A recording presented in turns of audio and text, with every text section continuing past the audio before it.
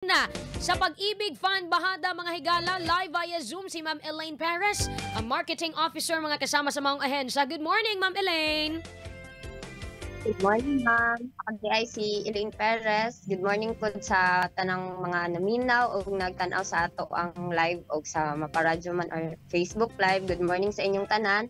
Ako di ay si Elaine Perez, ang inyong marketing officer from Davao Bahada Branch. Mayong buntag, ma'am. Yes po, salamat kaayo din hiko, ma'am. Unahon ako ning loan, ma'am.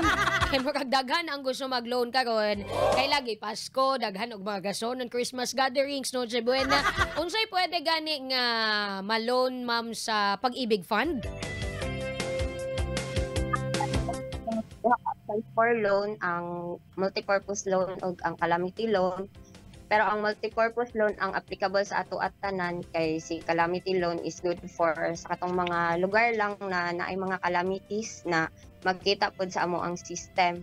Then ang requirements sa aning multipurpose loan is at least 24 months monthly contributions, 2 valid IDs, 1 month latest payslip o form na fill upan sa branch. Pwede po niya siya applyan online o pwede po niya siya ang mga requirements i-upload lang po online. Okay, sige po. Okay, sige. Salamat kayo ni Adto, ma'am. Okay lang, Sir Rajuman Benz.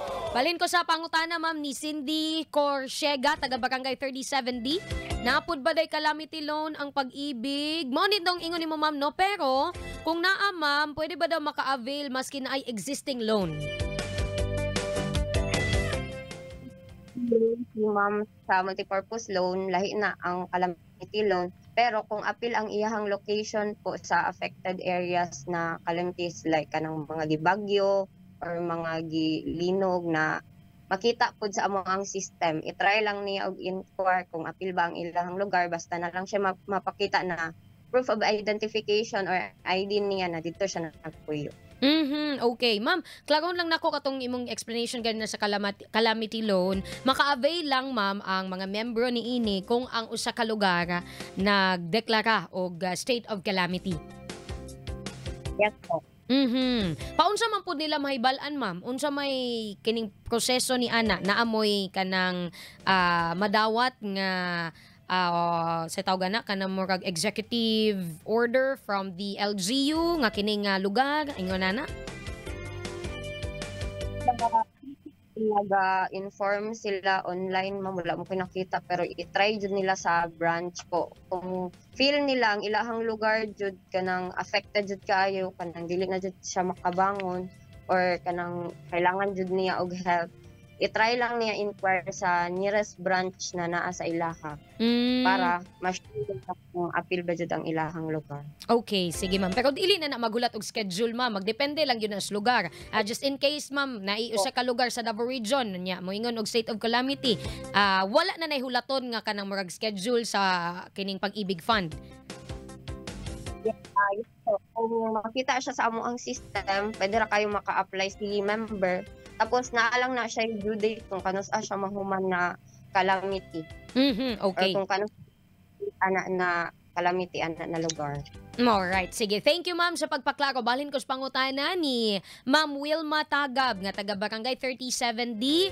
Pwede ba daw makuhaan og Pag-ibig ang senior citizen? Unsay makuha nga mga benepisyo sa Pag-ibig kung senior citizen na daw, ma'am? Parehas daw sa SSS. Kung senior citizen na siya, ma'am, or 60 years old pa siya, wala pa siya kaabot og 65, pwede pa siya maka-apply for Pag-ibig 1 para po maka-remit pa siya 24 months, then maka-avail po siya sa MP2. But kung above 65 na po siya, dili na pwede si member na magpa-member pa usab kay mandatory waon naman jud ang ato ang mga remittance anak pag maabot na tag 65 years old. Okay, sige, ma'am. Salamat po. Nga pa ilaing pangutana, ma'am. Bahin aning loyalty card. Nangutana karon, ma'am. Si Kaul nga taga Panabo. Kung unsa day benepisyo, kumukuha daw sila loyalty cards Pag-ibig. Loyalty card aside sa ato ana siyang transaction card or ID sa Pag-ibig Fund, mo na siya ang loan proceed or ang proceed sa imuhang ma-loan na bank. Pwede bank mangguna ang partner siya. Pwede siya AUB dito sa Matina o Union Bank diri sa Bahada ug sa Lanang. So kung mag-loan si member, required jud na magkuha siya og loyalty card para dito na pud mo proceed ang iyahang ma-loan. Okay, sige ma'am. Ma'am, any announcement daw ma'am karong Christmas season? Basi naday mga adjustments sa inyong opisina? Or kining oras sa opisina ma'am kung kanus pwede mag-transact, mga ingon anak po. For scheduling po, wala may balita na naami adjustment sa schedule. Ang update lang, ang ARRP contribution is extended until December 7, 2023. So sa katong mga riders na buot mo appeal atong amo ang Ascenso Rider Raffle promo, pwede pa kaayo mo. Mana di ay ang December 7, last week lang di ay ito siya. So final draw sa ARRP is December 14, 2023. And then, increase po of regular savings next year po, 2024, 204 EE and 204 employer share. So, 400 na po ang iyahang total. And then, sa katong magpa-loyalty card, open po ang Pag-ibig Bahada branch, Lanang and Matina for capturing. Okay, ma'am, next week pohon before ta mahuman sa 2024, isgutan na ni nato ning increase ma'am no sa kining savings. Pohon sa Lunes mga higala ato nang isgutan ug ang uban pa. Ma'am Elaine, thank you kaayo sa imong panahon and advance Merry Christmas po. Thank you, ma'am. Po. Ato nakauban mga higala ang Pag-ibig Fund Bahada every Monday dinhi sa serbisyong straight to the point sila to makauban. Straight to the point.